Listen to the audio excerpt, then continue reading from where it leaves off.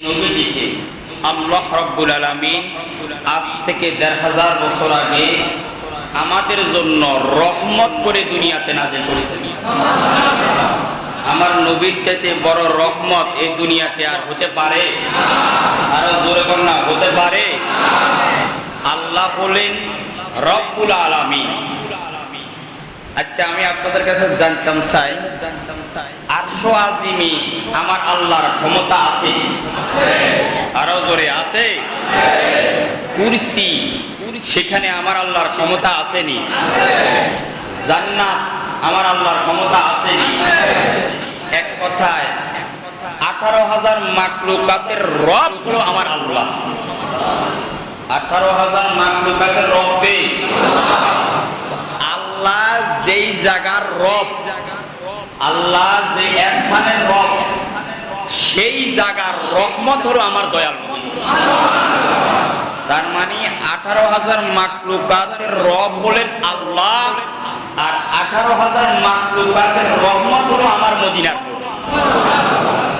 তো সম্মানিত সুধী, আল্লাহ পাক ১৫০০ বছর আগে দয়াল নবীকে রহমত করে যে আমাদের নিকট প্রেরণ করেছে, যে নবীজির জন্য অসংখ্য নবীরা আল্লাহর কাছে ফরিয়াদ করেছে, আমরা আল্লাহর কাছে দরখাস্ত না করার পরও ওই দয়াল নবীর উম্মত হিসেবে যে আল্লাহ কবুল করেছেন, সেই নবীর উম্মত যে আমরা হতে পেরেছি, সেই নবীর উম্মত হতে পেরে সবাই জবান খুলে উচ্চ আওয়াজে নবীর উম্মত হিসাবে শুকরিয়া তার আরেকবার করে আলহামদুলিল্লাহ। সম্মানিত সুধী, আজকে আমরা আলোচনা করব, আমরা গত জুমা আমরা আলোচনা করেছিলাম মৃত্যুর যন্ত্রণা। মৃত্যুর যন্ত্রণা সম্পর্কে আমরা গত জুমা আলোচনা করেছিলাম। আপনারা জানেন, এর আগের জুমা মৃত্যু কি, বিভিন্ন স্থানে মৃত্যু কেন হয়, এ বিষয়ে আমি কয়েকটি কিতাবও নিয়ে আসছি এবং আল্লাহর কোরআনের মধ্যে প্রমাণ রয়েছে বিভিন্ন জায়গায় কেন মৃত্যু হয়, মৃত্যু কি, এ সম্পর্কে আলোচনা করেছিলাম। গত জুমায় আমরা আলোচনা শুরু করেছিলাম মৃত্যু একজন মানুষের রুহু কবজ করার সময়, রুহু বাইর হওয়ার সময় ওই লোকের মৃত্যুর যন্ত্রণা হয় কিনা, মৃত্যুর কষ্ট হয় কিনা, এ সম্পর্কে গত জুমায় আমি কোরআনের আলোকে মৃত্যুর যন্ত্রণা যে আছে এ সম্পর্কে আমি কোরআনুল কারীমের কয়েকটি আয়াত আমি আপনাদের নিকট তেলাওয়াত করেছি। আল্লাহ বলেন, ওয়াজাআত সাকরাতুহুল মাউত বিল হক। মৃত্যুর যে কষ্ট আছে, মৃত্যুর যে যন্ত্রণা আছে, সেই সম্পর্কে আল্লাহর কোরআনের মধ্যে আল্লাহ নিজেই ঘোষণা করে দিয়েছেন। তাহলে মৃত্যুর যন্ত্রণা আছে, সেটা কোরআন দ্বারা প্রমাণিত, এটা অস্বীকার করার কোনো সুযোগ, আরো জোরে কন্যা, আছে? এরপরে আয়াতের পরে মৃত্যুর যন্ত্রণাটা কেমন, মৃত্যুর কষ্টটা কেমন, এই আলোচনা করতে গিয়ে আমি আপনাদের নিকট কয়েকটি উপমা দিয়েছিলাম, উদাহরণ দিয়েছিলাম। তার মধ্যে একটি উদাহরণ ছিল চড়ুই পাখিকে গরম তেলের মধ্যে নিক্ষেপ করলে ওই চড়ুই পাখিটার কষ্ট, মৃত্যুটা যে কষ্ট হয়, নবী বলতেছেন উম্মত তার চাইতে আরো অধিক গুণ বেশি মৃত্যুর কষ্ট। দ্বিতীয় নাম্বার আমি বলেছিলাম একটা জীবন্ত ছাগলকে, বকরিকে উপর থেকে পায়ের দিক থেকে চামড়াগুলো জীবন্ত অবস্থায় যদি আপনি টেনে ফেলেন, এর টানা অবস্থায়, উপরে ফেলা অবস্থা, চামড়াগুলো টেনে টেনে বের করা অবস্থায় ওই জীবন্ত বকরির যত কষ্ট হবে তার চাইতে অধিক পরিমাণ কষ্ট হলো মৃত্যুর কষ্ট। আর তৃতীয় নাম্বার আমি বলেছিলাম আল্লাহর নবী হযরত ঈসা রূহুল্লাহ, তিনি যখন রাস্তা দিয়ে যাচ্ছিলেন, নূহ নবীর ছেলে শামউন যাকে বলা হয়, ওনার চুল দাড়ি ছিল কালো। ওনাকে প্রশ্ন করলো কালো কেন? উনি জবাব দিলেন মৃত্যুর কষ্ট, রুহু যখন বাহির করতেছে ওই মৃত্যুর যন্ত্রণার কারণে আমার চুল দাড়িগুলো মুহূর্তের মধ্যে ফেকে সাদা হয়ে গেছে। এই তিনটা উদাহরণ আমি গত জমা দিয়েছি, মনে আছে তো আপনাদের? তারপর আরো একটু খোলাসা করে দিলাম যাতে করে আরো বেশি আপনাদের কলমের মধ্যে গেঁথে যায়। তো সম্মানিত সুধী, ওই ধারাবাহিকতার আলোকে আজকে আমরা আলোচনা করব রাসূল পাক সাল্লাল্লাহু আলাইহি সাল্লাম ওনার নিজের ইন্তেকাল কিভাবে হলো, আর ইন্তেকালের সময় মৃত্যু সম্পর্কে আমার নবী নিজে কি বলে গেছেন। কারণ মনে রাখবেন, সৃষ্টির শুরু থেকে সৃষ্টির শেষ পর্যন্ত প্রত্যেকটা মানুষকে, প্রত্যেকটা প্রাণীকে এই মৃত্যুর স্বাদ গ্রহণ করতে হবে কিনা? মৃত্যু থেকে কেউ রেহাই পাবে?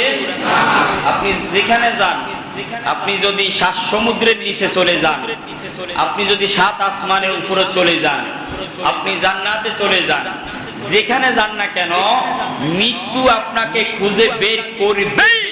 মৃত্যু থেকে কোনোভাবে রেহাই পাবে। তো সম্মানিত সুধী, সেই মৃত্যু সম্পর্কে আমার নবীজি কি বলে গেছেন। নবীর যখন রূহ মোবারক নিচ্ছেন ওই সময় নবীজির অনুভূতিটা কেমন ছিল, কষ্টটা কেমন ছিল, এই সম্পর্কে আমার নবীর কি বাণী ছিল, এই সম্পর্কে আজকে আলোচনা করব। আল্লাহ পাক আমাকে বলার, আপনাদেরকে শোনার, আমাকে আমল করার, আপনাদেরকে আমল করার তৌফিক দান করুক। সবাই বলেন আমিন। সম্মানিত সুধী, প্রথমে আমি বলে দিচ্ছি, প্রথমে আজকে যে আলোচনা করব কিতাবের নাম হলো মা সাবাতা মিন সুন্নাহ। মা সাবাতা মিন সুন্নাহ, এই কিতাবের মুসান্নিফের নাম হলো আল্লামা শেখ আব্দুল হক মুহাদ্দিস দেহলভী রাহমাতুল্লাহি আলাইহি, যাকে বলা হয় আসানিদুল হাদিস। আমি আপনাদেরকে বলেছিলাম আরব দেশ থেকে এই উপমহাদেশের মধ্যে সর্বপ্রথম যিনি আমাদেরকে নবীর হাদিস উপহার দিয়েছেন, যার মাধ্যমে আমরা রাসূলের হাদিস পেলাম, নবীর কথাগুলো যার মাধ্যমে আমরা পেলাম, তিনি হলেন শেখ আব্দুল হক মুহাদ্দিস দেহলভী রাহমাতুল্লাহি আলাইহি। এক বাক্যে দুনিয়ার সব আলেমরা এই জগৎ বিখ্যাত আলেমকে মেনে থাকেন, ওনাকে গ্রহণ করে থাকেন, সেই জন্য উনি গ্রহণযোগ্য একজন ব্যক্তি। আর ওনারই লিখিত কিতাবের নাম হলো মা সাবাতা মিন সুন্নাহ। ওই কিতাবের মধ্যে তিনি রাসূল পাক সাল্লাল্লাহু আলাইহি সাল্লামের ইন্তেকাল সম্পর্কে খুবই চমৎকার কিছু তথ্য তিনি তুলে ধরেছেন। সম্মানিত সুধী, আমার নবী ইন্তেকালের 1 মাস আগে, বলেন না কয় মাস? নবীজির ইন্তেকালের 1 মাস। কারণ আপনারা জানেন আমার নবী দীর্ঘদিন ধরে অসুস্থ ছিলেন। আমার নবীজি দীর্ঘদিন ধরে অসুস্থ ছিলেন, অনেক দিন থেকে আমার নবী অসুস্থ ছিলেন। তো নবীজি ইন্তেকালের আগে 1 মাস আগে রাইসুল ফুকাহা, রাইসুল ফুকাহা বলা হয়, ফকি বলা হয়, ফুকাহা বলা হয়, এই দুনিয়াতে যত মুফতি আছে, যত মুফতি আছে, মুফতি যারা ফতোয়া দেয়, এই সকল মুফতিদের যিনি মাথার তাজ, যিনি সরদার, তিনি হলেন আমার নবীর জলিল কদর সাহাবী হযরত আব্দুল্লাহ ইবনে মাসউদ রাদিয়াল্লাহু তাআলা আনহু। আমার নবীজির সাথে আব্দুল্লাহ ইবনে মাসউদ সহ কয়েকজন সাহাবায়ে কেরাম, মা আয়েশা সিদ্দিকা রাদিয়াল্লাহু তাআলা আনহার হুজরা মুবারকের মধ্যে অবস্থান করেছেন আমার নবীজি। আব্দুল্লাহ ইবনে মাসউদ সহ আমার নবীর ইন্তেকালের 1 মাস আগে মা আয়েশার হুজরার সামনে, দরজার সামনে দাঁড়িয়ে আছেন। আমার নবীজি বলেন, কে? সাহাবীরা বলেন, হুজুর আমি আব্দুল্লাহ ইবনে মাসউদ, হুজুর আমরা কয়েকজন সাহাবায়ে কেরাম আপনার দরবারে আসলাম।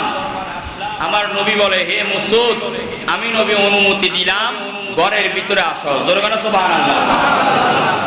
তাজিম, কি ইজ্জত, কি সম্মান। আজকে আমরা যখন কারো ঘরের মধ্যে ঢুকে যাই অনুমতি দিই না, এটা ইসলামের খেলাফ।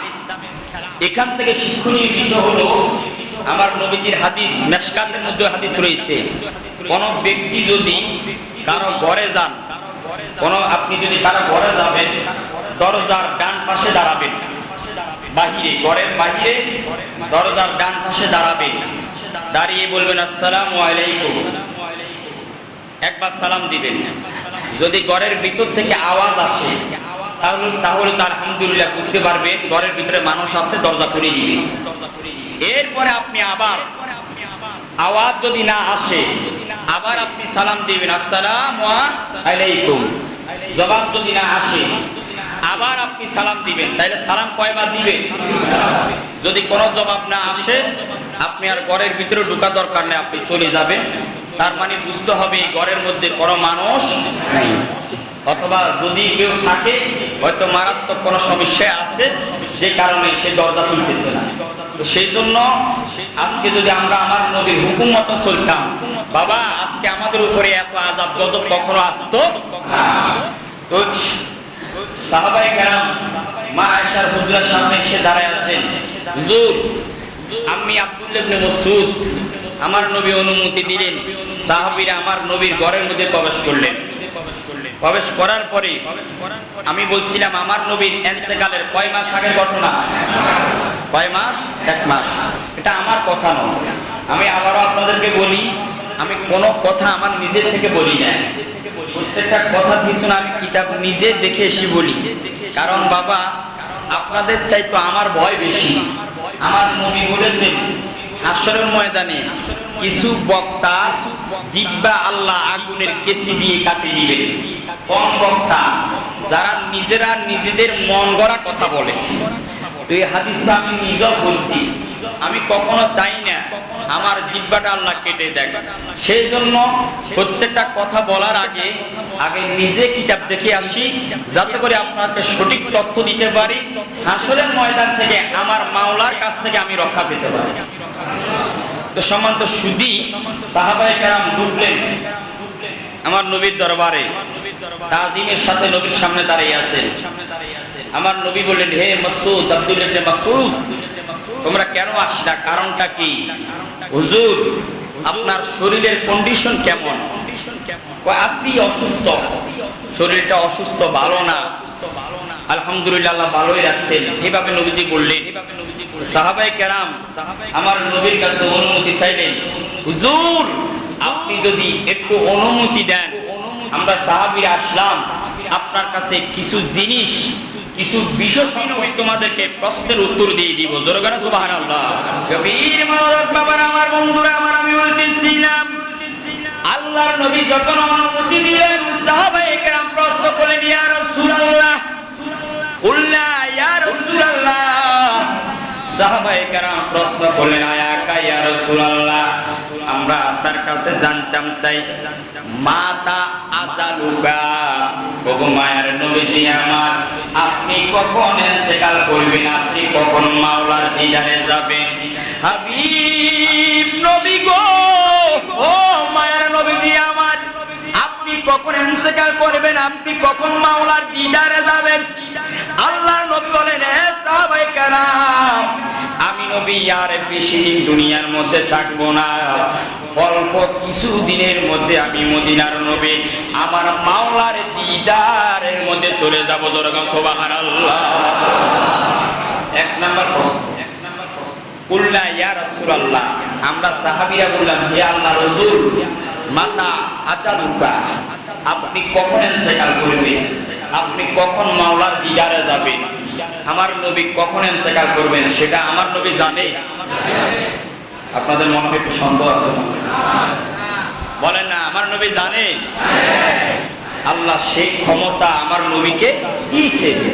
তো রাসূলকে যদি আল্লাহ ক্ষমতা দেয়, তাহলে আমার আপনার কি কোনো সমস্যা আছে? না। নবী যদি না জানতেন আমার নবী কে কখন শহীদ হবেন, কার পেটে কি ছিল, সেটা আমার নবী বলে দিতেন। মনে রাখবেন, আল্লাহ নবীকে জানাই দিয়েছেন, আর জানার মাধ্যমে আমার নবী বলে দিচ্ছেন। তো আল্লাহ জানাই দিচ্ছেন, নবী বলতেছেন, এটা আমার আপনার আপত্তি থাকার কোনো দরকার। 1 নাম্বার প্রশ্ন করলেন, হুজুর আপনি কখন ইন্তেকাল করবেন? আমার নবী বললেন, অল্প কিছুদিনের মধ্যে আমি মাওলার দিদারে চলে যাব। এই প্রশ্ন করছেন আমার নবীর ইন্তেকালের কয় মাস আগে? 1 নাম্বার প্রশ্ন, মনে রাখবেন। 2 নাম্বার প্রশ্ন, সাহাবায়ে কেরাম আমার নবীর কাছে প্রশ্ন করলেন, ইয়া রাসূলুল্লাহ, ও মায়ার নবীজি, ও দয়াল নবীজি, ও কামলিওয়ালা নবীজি আমার, ইয়া রাসূলুল্লাহ, ইয়া হাবিবাল্লাহ, মান ইউগাসসিলুকা নবীজি আমার, আপনি ইন্তেকালের পরে, আপনি দুনিয়া থেকে চলে যাওয়ার পরে আপনার এই নূরানি বডি মোবারকের গোসল দিবে কে? হুজুর, আপনার ইন্তেকালের পরে আপনার এই বডি মোবারকের গোসল দিবে কে? জোরে বলেন সুবহানাল্লাহ। আমার নবীজি বলতেছেন, আহালি কারাবাতি, হে সাহাবায়ে কেরাম, আমি নবীর গোসল দিবে আমার একদম নিকটবর্তী যারা আওলাদ আছে, তারাই আমি নবীজির গোসল দিবে। এখন তারা কারা? এক বর্ণনা রয়েছেন, আমার নবীজির বডি মোবারকের গোসল দিয়েছেন শেরে খোদা আলী। আরো জোরে কোনা সুবহানাল্লাহ। হাজার মানুষকে প্রশ্ন করলে অনেকে জানো না, অথচ যে নবীর উম্মত, ওই নবী সম্পর্কে আমাদের জানা একান্তই দরকার। উম্মত হিসাবে আপনি একজন বিধর্মীকে দেখবেন, আমি অনেক জায়গায় দেখছি অনেক বিধর্মীকে তাদের যারা পণ্ডিত আছে, তাদের পণ্ডিত সম্পর্কে প্রশ্ন করলে তারা অনেক তথ্য দিতে পারে, কিন্তু আমরা মুসলমান, যে নবীর কারণে আমরা দুনিয়া পেলাম, কুল কায়নাত পেলাম, যে নবীর কারণে আমরা দামি হলাম, সেই নবী সম্পর্কে প্রশ্ন করলে আমরা অনেকে জবাবে দিতে পারি না। সেজন্য আমার নবীর ইন্তেকাল সম্পর্কে, দুনিয়াতে হায়াতে জিন্দেগি সম্পর্কে, এই সম্পর্কে আমাদের জানা দরকার আছে কিনা? তাহলে আমি বলেছিলাম দ্বিতীয় নাম্বার প্রশ্ন হলো, হুজুর আপনাকে গোসল দিবে কে? মনে আছে? আমার নবী বলছেন একদম আমার নিকটবর্তী আওলাদ। বর্ণনা রয়েছে নিকটবর্তী আওলাদ বলতে বোঝানো হয়েছে আমার নবীজির নূরানি বডি মুবারকের গোসল দিয়েছেন শেরে খোদা। তাহলে কয় নাম্বার গেল প্রশ্ন? আমরা করি না বাবা, এটা নবী সাহাবিয়া করতেছেন, নবীকে করতেছেন। দ্বিতীয় নাম্বার প্রশ্ন বলছেন। এবার তৃতীয় নাম্বার প্রশ্ন আমার নবীর দরবারে বললেন, ইয়া কুল্লা ইয়া রাসূলুল্লাহ, আমরা সাহাবিয়া নবীর দরবারে বললাম, ইয়া রাসূলুল্লাহ মা ফিহমা ইউকাফিনুকা। হুজুর, তৃতীয় নাম্বার প্রশ্ন বলুন, হুজুর আপনার ইন্তেকালের পরে, আপনার ইন্তেকালের পরে আপনার বডির মধ্যে আমরা কোন ধরনের কাপড় ব্যবহার করব? অর্থাৎ কাফনের কাপড় কি ব্যবহার করব আমার নবী থেকে? কারণ নবীজির ইন্তেকালের পরে কি করতে হবে এগুলো রাসূল থেকে আগে সাহাবারা জেনে নিচ্ছে। আপনার ইন্তেকালের পরে আপনার বডির মধ্যে আমরা কোন কাপড় ব্যবহার করব? আমার নবী বলেন, এ সাহাবীরা, তোমরা যদি চাও আমি নবী যে পুরাতন জামাগুলো পরিধান করতেছি, এই জামা দিয়ে তোমরা কাপড়ের ব্যবস্থা করতে পারো। আর যদি মনে করো না, তাহলে ইয়ামেন দেশে এক ধরনের কাপড় আছে, ওই কাপড় ব্যবহার করতে পারো। অথবা তুর্কি, তুরস্কর এক ধরনের কাপড় আছে, ওই কাপড়গুলো তোমরা আমি নবীর বডি মোবারকের মধ্যে ব্যবহার করতে পারো। জোরে করে সুবহানাল্লাহ। কয় নাম্বার গেল? কয় নাম্বার? এক নাম্বার বলছি কখন ইন্তেকাল করবে, মনে আছে তো? দুই নাম্বার হলো গোসল দিবে কি? তিন নাম্বার আপনি বডি মোবারকের মধ্যে কোন ধরনের কাপড় আমরা ব্যবহার করব? জোরে করে সুবহানাল্লাহ। আল্লাহুম্মা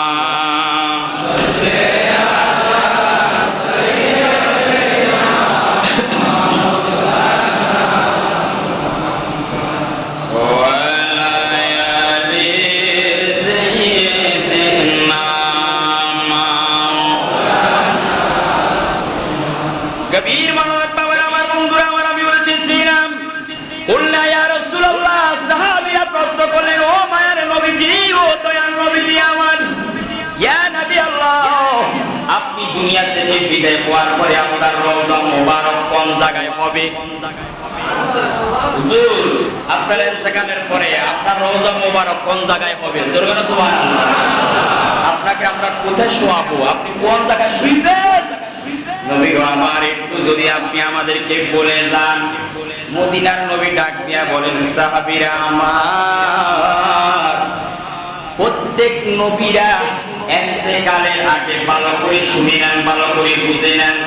নবী বলেন, প্রত্যেক নবীরা ইন্তেকালের আগে যেই ঘরের মধ্যে থাকেন, যেই জায়গার মধ্যে বসবাস করেন, ওই জায়গার মধ্যে নবীদের রওজা মোবারক হবে। জোরে বলেন সুবহানাল্লাহ। চতুর্থ নাম্বার প্রশ্ন হলো, হুজুর আপনার রমজান মুবারক কোন জায়গায় হবে? আমার নবী জবাব দিলেন, প্রত্যেক নবীরা ইন্তেকালের আগে যেই ঘরের মধ্যে যে জায়গার মধ্যে থাকে ওই জায়গার মধ্যে নবীদের রওজা হবে। জোরে বলো সুবহানাল্লাহ। আপনারা যারা হাজী সাহেব আছে, মক্কা শরীফ গেছেন না, মদিনা তো গেছেন, তারা জানবে। এর আগে আমি বলি দিই আপনাদেরকে, আমার নবী টোটাল বিবাহ করেছেন 11টি। বলে না কয়টি? আরো জোরে কয়টি? আমরা কয়টা করি? সর্বোচ্চ কয়টা করতে পারবেন? একজন তো 5টা বাড়াইতেছে শুধু। এর জন্য কি শখ দিয়েছেন অবস্থা বাজি, একজনে ভালো করে চালাইতে পারি না, সাইডটা কিভাবে করবেন আপনি? বুঝলেন, আল্লাহর কোরআনে আপনাকে আমাকে বিয়ের কথা বললে সবাই খুশি হয়ে যায়। এটা এমন এক জিনিস না, দরকার আছে। আমার নবী বলেন, আন-নিকাহু সুন্নতি, বিবাহটা হলো আমি নবীর সুন্নাত। ফামান রাগিবা আন সুন্নতি ফালাইসা মিন্নি, যে ব্যক্তি এই সুন্নত থেকে বিমুখ হয়ে যাবে, সুন্নত আদায় করবে না, সে আমার দলের অন্তর্ভুক্ত হতে পারবে না। অপর হাদিসে আমার নবী বলতেছেন, আন-নিকাহু হিয়া নিসফুল মিনাল ঈমান, এই বিবাহটা হলো ঈমানের অর্ধেক। যে ব্যক্তি বিবাহ করলো সে যেন ঈমানকে পরিপূর্ণ করলো। জোরে বলো সুবহানাল্লাহ। সেজন্য বিবাহ করতে হবে। তবে আমার আপনার জন্য সুযোগ আছে, সর্বোচ্চ কয়টা? ওয়াহিদান, ইসনাইনে, সালাসা, আরবা পর্যন্ত আল্লাহ বলছেন। তবে হ্যাঁ, 4টা যদিও বা করেন তবে কখন? যদি আপনি সবার মধ্যে যদি ন্যায় ইনসাফ প্রতিষ্ঠা করতে পারেন তাহলে আপনার জন্য 4টা জায়েজ আছে। কিন্তু আমাদের তো সমস্যা, একটা বিবাহ করার পর যখন আরেকটা করি, আগের তার আর মোটো খবর নেয়, তাহলে ইনসাফ আসেনি? আরো জোরে আছে। সেজন্য বাবা আপনার আর আমার দরকার নাই, একটাই ভালো আমাদের। এখন আসেন, আমরা 4টা করতে পারবো, এটা কোরআন দ্বারা প্রমাণিত। তবে 4টা করিয়েন না, কারণ ইনসাফ করতে পারবেন না, একটাই ভালো। আর এই ওয়াজ যদি মহিলারা শুনে আমার অবস্থা 12টা বাজা দিবে, হুজুর 4টা করার জন্য বলতেছে না, একটাই করবেন, এটাই ভালো। যেটা নিয়ে আসেন আল্লাহ শুকরিয়া আদায় করবেন, ভালোভাবে থাকবেন। এখন আসেন, আমার নবী বিবাহ করছেন কয়টি? এটা সহিহ বুখারীর হাদিস দ্বারা প্রমাণিত। আমার নবীর জন্য জায়েজ, বলেন না, নবীর জন্য জায়েজ। 11টি বিবাহের মধ্যে আমার নবীজির একজন বিবি ইন্তেকাল করেছেন, মা খাদিজাতুল কুবরা। আরেকজন নবী থেকে চলে গেছে। আর নবীর সাথে টোটাল আমার নবীর সাথে একসাথে ছিল 9 জন বিবি। বলেন না কয়জন? এই 9 জন বিবিকে আমার নবী তো ইনসাফ পারিছিলেন। এই 9 জন বিবি থেকে প্রত্যেক বিবিকে আমার দয়াল নবী 3 দিন করে সময় দিতেন। বলেন না কয়দিন? 3 দিন করে, কাউকে কম দিতেন না, সবাইকে সময় দিতেন। আমরা তো, আমি বলছিলাম না, আমরা 2টা বিবাহ যখন করি, বড়টাকে রেখে দিয়ে ছোটটাকে নিয়ে আমরা করে থাকি। তো সম্মান তো শুধু, কিন্তু আমার নবীজি প্রত্যেক বিবিকে 3 দিন করে সময় দিতেন। নবীজি যখন অসুস্থ হয়ে গেলেন, আমার নবীজি যখন একদম দুর্বল হয়ে গেলেন, হাঁটতে পারেন না, চলতে পারেন না, নবীজি এই 9 জন বিবিকে ডাকলেন। ডাকার পরে এবার বিবিদেরকে বললেন, হে বিবিরা, তোমরা তো আমার অবস্থা দেখতেছো, আমি নবী চলতে পারি না, আমি হাঁটতে পারি না, আমার শরীরটা খুবই অসুস্থ। আমি তোমাদেরকে এই জন্য ডাকলাম, তোমরা সবাই জানো আমি তোমাদের প্রত্যেকের ঘরে 3 দিন করে সময় দিচ্ছি, সময় দিই, কিন্তু এখন আমি খুবই অসুস্থ, আমি হাঁটতে পারি না, আমি চলতে পারি না। এ বিবিরা, তোমাদের কাছে আমি একটা অনুমতি চাচ্ছি, যদি তোমরা অনুমতি দাও, আমি নবী চাচ্ছি বাকি যতদিন আমি দুনিয়াতে বাঁচবো, বাকি যতদিন আমি দুনিয়াতে থাকবো, ততদিন আমি আয়েশার ঘরের মধ্যে আমি থাকতে চাই। মুহাদ্দিস, শ্রেষ্ঠ মুফতি মা আয়েশা সিদ্দিকা। আমার নবীজি কুমারী বিবি ছিলেন, কুমারী বিবি, একদম কম বয়সে বিবি ছিলেন। মা আয়েশা সিদ্দিকার ঘরের মধ্যে আমি বাকি জীবন থাকতাম চাই। সকল বিবিরা এক বাক্যে বলে দিয়েছেন, হুজুর আমাদের এই ব্যাপারে কোনো আপত্তি নাই, আপনি যেহেতু অসুস্থ আমরা অনুমতি দিলাম, বাকি জিন্দেগি আপনি আয়েশা আয়েশার ঘরের মধ্যে থাকেন। জোরে বলেন সুবহানাল্লাহ। আল্লাহুম্মা সাল্লি আলা সাইয়্যিদিনা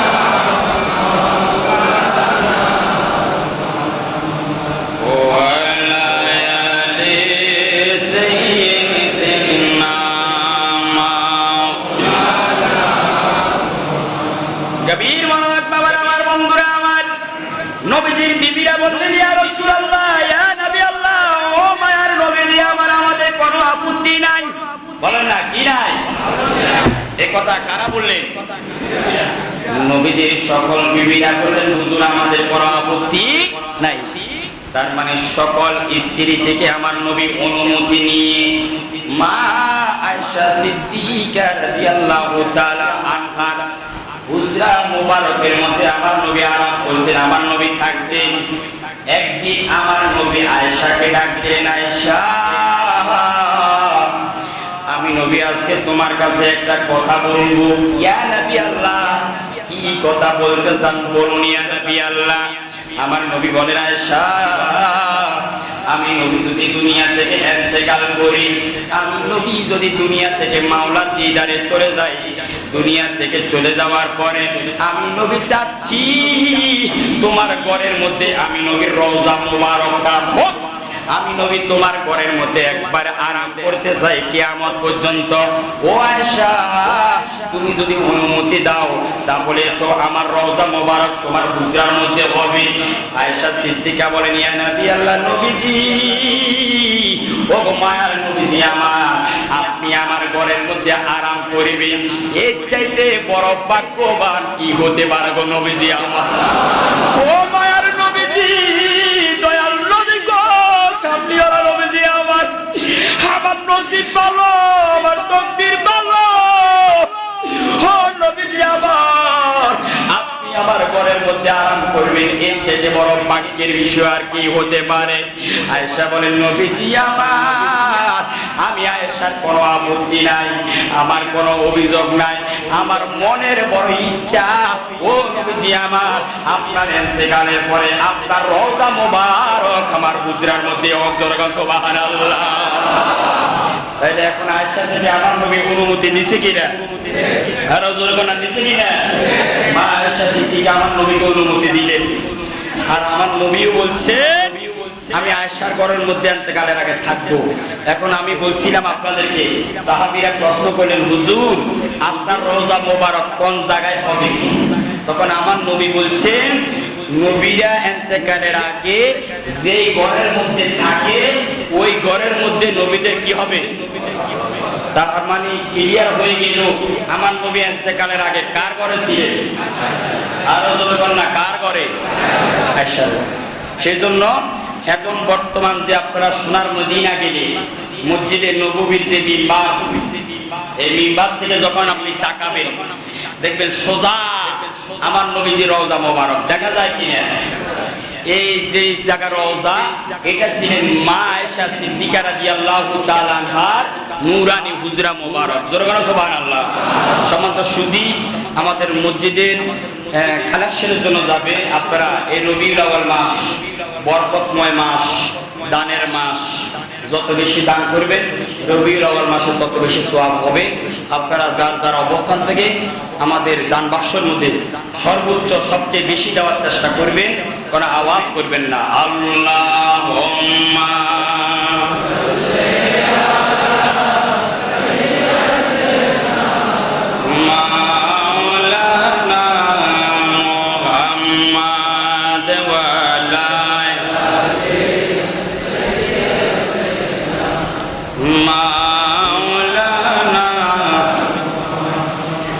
গভীর মনোযোগ বাবার আমার বন্ধুরা আমার। পঞ্চম নাম্বার প্রশ্ন হলো, ইয়া রাসূলুল্লাহ, ইয়া হাবিবাল্লাহ, ও নবীজি আমার, আপনার কাছে পঞ্চম নাম্বার প্রশ্ন আমরা জানতাম চাই, মান তুসাল্লি আলাইকা। ও নবীজি আমার, আপনার নামাজের জানাজার ইমামতি কে করবে, নামাজের জানাজা কে পড়াবে? জোরে বল সুবহানাল্লাহ। এই কথা বলার সাথে সাথে সাহাবীরা প্রশ্ন করার সাথে সাথে সাহাবায়ে কেরাম হাউমাউ করে কান্নাকাটি শুরু করে দিলেন। আহারে, নবী চলে যাবে, নবী আমাদের মধ্যে থাকবে না, নবীকে আমরা বেশি দিন পাবো না। এই কথা বলে সাহাবীরা প্রশ্ন করার পরে সাহাবীরাও কাঁদতেছেন, সাহাবীরা হাউমাউ করে কাঁদতেছেন, সাহাবীদের চোখ দিয়ে পানি পড়তেছে, আমার মদিনার নবীর চোখ দিয়ে পানি পড়তেছেন। হঠাৎ করে নবী ডাক দিলেন, সাহাবায়ে কেরামে আমার সাহাবীরা, আমি রাসূলুল্লাহ ইন্তেকালের পরে, আমার কাফনের পরে তোমরা আমার বডি মোবারকটা একটা জায়গার মধ্যে তোমরা রেখে দিবা। সুবহানাল্লাহ। যখন তোমরা আমার বডি মোবারক একটা জায়গার মধ্যে রেখে দিবা, সর্বপ্রথম জিবরাইল, আমিন, মিকাইল, আজরাইল, ইসরাফিল এই ফেরেশতারা এসে আমি মদিনার নবীকে সালাম দিয়ে যাবে। সুবহানাল্লাহ। এরপরে জিবরাইল, মিকাইল চলে যাওয়ার পরে সকল ফেরেশতারা আসবে, সকল ফেরেশতারা আসার পরে তারাও সালাম দিয়ে চলে যাবে। এরপরে আমি নবীজির পরিবার আসবে, আমি নবীকে দেখে তারা সালাম দিয়ে চলে যাবে। এরপরে তোমরা সাহাবীরা আসবে, আমি নবীকে দেখে সালাম দিয়ে চলে যাবে। এরপরে পৃথিবীর বিভিন্ন জায়গা থেকে মানুষ আসবে, আমি নবীকে দেখে দেখে তারা সালাম দিবে। স্পেশাল ভাবে আলাদা ভাবে কোনো জানাজার নামাজ হবে না, আমি নবীকে দেখে দেখে দুরূদ সালাম পড়ে পড়ে তোমরা চলে যাবে। জোরে বল সুবহানাল্লাহ। পঞ্চম নাম্বার প্রশ্ন গেল, সর্বশেষ আরেকটা প্রশ্ন করলো, ইয়া নবী আল্লাহ, ইয়া হাবিব আল্লাহ, নবীজি আমার, ও আমার নবীজি আমার, আপনার ইন্তেকালের পরে ইয়া রাসূলুল্লাহ আপনার বডি মোবারকটা রওজার মধ্যে রাখবে কারা? কথা বুঝা যায়? হুজুর, আপনার ইন্তেকালের পরে আপনার এই বডি মোবারক রওজাতে রাখবে কারা? আমার নবী বলেন, তাও আমি নবীজির নিকটবর্তী আওলাদরাই আমি নবীজির বডি মোবারক রওজা শরীফে রাখবে। জোরে বলো সুবহানাল্লাহ। কয়টা প্রশ্ন গেল? মোট কয়টা? আরো জোরে কয়টা? 6টা। বলে না কয়টা? সর্বশেষ একটা প্রশ্ন করলেন সাহাবায়ে কেরাম, ইয়া নবী আল্লাহ, আপনি জানেন আমরা সাহাবীরা গরীব, আমাদের অনেকের মাও নাই, অনেকের বাবাও নাই, আমাদের টাকাও নাই, সম্পদ নাই, আপনার দরবারের মধ্যে যা আসে আমরা সাহাবীরা তা খেয়ে আমরা বাঁচি। ও নবীজি আমার, ও নবীজি আমার, আপনি নবী একদিন নয়, 2 দিন নয়, 3 দিন পর্যন্ত আপনার পেটের মধ্যে পাথর বেঁধে রাখতেন, আপনি কোনো খাদ্য পাইতেন না, খানাও খাইতেন না। ঠিক আমরা সাহাবীরাও তেমন করে পাথর বেঁধে থাকতাম। গো নবীজি আমার, ও দয়াল নবী গো, দয়াল নবীজি আমার, ইয়া নবী আল্লাহ, 3 দিন পর্যন্ত কোনো খানা না পাইলো, একটাবার যখন আপনার নূরানি চেহারা মুবারকের দিকে তাকাইতাম, নবীজি আমার, আপনার চেহারার দিকে তাকানোর সাথে সাথে আমাদের 1 দিন নয়, 2 দিন নয়, 3 দিনের ক্ষুধা কোনো মুহূর্তের মধ্যে দূর হয়ে যেত। গো নবীজি আমার, ওই মিশরের জমিনের মধ্যে ঈসু আলাইহিস সালামের চেহারা দেখার সাথে সাথে যদি মানুষের যদি ক্ষুধাগুলো দূর হয়ে যাইতো, আর আমার নবীর চেহারা দেখলে কি ক্ষুধা দূর হবে কিনা? আরো জোরে হবে কিনা? সাহাবীরা বলেন, নবীজি আমার, আমরা খাদ্য পাইতাম না, কিন্তু আপনার চেহারার দিকে তাকাইলে ক্ষুধা দূর হয়ে যেত। এখন আপনি যদি চলে যান, আমরা কার চেহারার দিকে তাকাবো? ও নবীজি আমার, কাকে দেখবো, কাকে দেখে আমাদের ক্ষুধাগুলো দূর করবো? নবীজি আমার, আমার নবী হাওমা করে কান্নাকাটি শুরু করে দেন। নবী আমার ডাক দিয়ে বলে, সাহাবীরা আমার, চিন্তা করিও না, পেরেশানি হইও না, প্রত্যেক মানুষকে তো একদিন না একদিন মাওলার কাছে চলে যেতে হবে, প্রত্যেক মানুষকে দুনিয়া থেকে বিদায় নিতে হবে, কোনো মানুষ দুনিয়ার মধ্যে থাকতে পারবে না। রে সাহাবীরা আমার, ও সাহাবীরা রে, আমি নবী একটা শুভ সংবাদ দিয়ে যাচ্ছি। রে সাহাবীরা আমার, নামাজের মধ্যে যখন তোমরা আত্তাহিয়াতু পড়তে যাবে, আত্তাহিয়াতুর মধ্যে যখন আসসালামু আলাইকা আইয়ুহান নবী বলে যখন আমি নবীকে সালাম দিবা, আমি নবী তোমাদেরকে ওয়াদা করলাম ওই নামাজের মধ্যে আমি নবীজির দিদারটা তোমাদের হয়ে যাবে। জোরে কোন সুবহানাল্লাহ, আরো জোরে কোন সুবহানাল্লাহ। এই কথা বলে সাহাবায়ে কেরাম কান্না করতে করতে করতে করতে আমার নবীর দরবার থেকে বিদায় নিলেন। সাহাবীরা চলে গেলেন। এবার নবীজির অসুস্থতা অবস্থা যেতে যেতে যেতে যেতে যেতে যেতে আমার নবীজির ইন্তেকালের 3 দিন আগে, বলেন না কয়দিন, 3 দিন আগে জিবরাইল আমিন আমার নবীর দরবারে আসেন।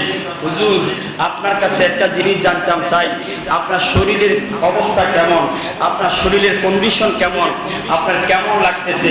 আমার নবী বলেন, জিবরাইল, শরীরটা এত বেশি ভালো না, অনেক কষ্ট হচ্ছে, অসুস্থতা লাগতেছে, যন্ত্রণা লাগতেছে। এই কথা বলে জিবরাইল আমিন চলে গেলেন। আমার নবীজির ইন্তেকালের 2 দিন আগে আবার জিবরাইল আসলেন। হুজুর, আপনার কেমন লাগতেছে, কেমন লাগতেছে? নবী গো, আপনার শরীর কেমন? অসুস্থ, ভালো লাগতেছে না। জিবরাইল আমিন চলে গেলেন। আমার নবীর ইন্তেকালের 1 দিন আগে আবার জিবরাইল আসলেন, এসে বলেন, হুজুর, আপনার কি অবস্থা? শরীর খুব ভালো না। এবার নবীজি যেই দিন ইন্তেকাল করবেন ওই দিন জিবরাইল আমিন আর একা আসেন নাই, ওনার সাথে আরেকজনকে নিয়ে এসে দরজার সামনে দাঁড়িয়ে আছে। আমার নবীর দরবারে নবীর অনুমতি ছাড়া আমার নবীর রওজাতে, আমার নবীর দরবারে, নবীর হুজরা মোবারকে আজরাইল জিবরাইল প্রবেশ করে না। জোরে করে সুবহানাল্লাহ। নবীর ঘরের মধ্যে আল্লাহ কোরআনে বলে দিয়েছেন, লা তাদখুলু বুয়ুতান নবী। জিবরাইল, আজরাইল, আমার হাবিব যদি অনুমতি না দেয় আমার নবীর ঘরে প্রবেশ করা তোমাদের কোনো অধিকার নাই। পর্যন্ত আপনারা তো জীবনে অনেক মৃত্যু, মানুষ মরণ হয়েছে, আর হবে। আপনাদের কাছে আমি জানতাম চাই, আজ পর্যন্ত এই পৃথিবীতে এখন পর্যন্ত আপনারা যাদেরকে দেখছেন আরো দেখবেন, বলেন আজরাইল রূহ কবজ করার সময়, ঘরে আসার সময় অনুমতি নিছে? অনেকে চুপ করে আছে, মনে হয় ওনাদের আশেপাশে কারো থেকে অনুমতি নিছে মনে হয়। বলেন, আজরাইল কারো ঘরে আসার সময়, মৃত্যুর সময় আজরাইল কি কারো জায়গায় রূহ কবজ করার সময় যখন আসলেন তখন কি আজরাইল কি কারো কাছে অনুমতি নিছে? আর কিয়ামত পর্যন্ত কি কারো থেকে অনুমতি নিবে? নবী বলেন, ফাতেমা যাও, দরজাটা খুলে দাও। দরজা খুলে দিলেন। মা ফাতেমা বলতেছেন, এত বড় মানুষ কখনো তো আর দেখা যায় নাই, পা জমিনে, মাথা আসমানে। তো আমার নবী তো বুঝে ফেললেন, ঘরের বাহির থেকে সালাম দিলেন, হুজুর, আমি জিবরাইল আমিন, আমার সাথে আরেকজন মেহমান আছে। হুজুর, আজকে আমি একা আসি নাই, আজকে আমার সাথে আরেকজন মেহমান আছে। তো আমার নবী তো বুঝে ফেললেন জিবরাইলের সাথে আর কে আসবে, আজরাইল ছাড়া তো আর কেউ নয়। আমার নবী বলেন, হ্যাঁ হ্যাঁ জিবরাইল, আমি নবী অনুমতি দিলাম, ঘরের মধ্যে আসতে পারো। জোরে বলো সুবহানাল্লাহ। জিবরাইলকে রেখে, আজরাইলকে রেখে জিবরাইল চলে গেলেন। আজরাইলকে রেখে জিবরাইল চলে গেলেন। এবার জিবরাইল বলতেছেন, আজরাইল বলতেছেন আমার নবীকে, ও হুজুর, আজরাইল বলতেছেন, ভালো করে খেয়াল করবেন, ও হুজুর, আল্লাহ আমাকে আপনার কাছে পাঠাইছে। ভালো করে খেয়াল করবেন, মনোযোগ দিবেন। আজরাইল বলতেছেন যে, হুজুর, আল্লাহ আমাকে আপনার কাছে পাঠাইছে দুইটা বিষয় নিয়ে। এক, আপনি যদি চান, আপনি যদি ইচ্ছা পোষণ করেন, কিয়ামত পর্যন্ত আপনি এই দুনিয়ার মধ্যে থাকতে পারবেন। জোরে বলো সুবহানাল্লাহ। আমার নবীকে থাকা না থাকার এখতিয়ার দিচ্ছে কে? আল্লাহ। এই দুনিয়ার কোনো মানুষের সুযোগ আছে?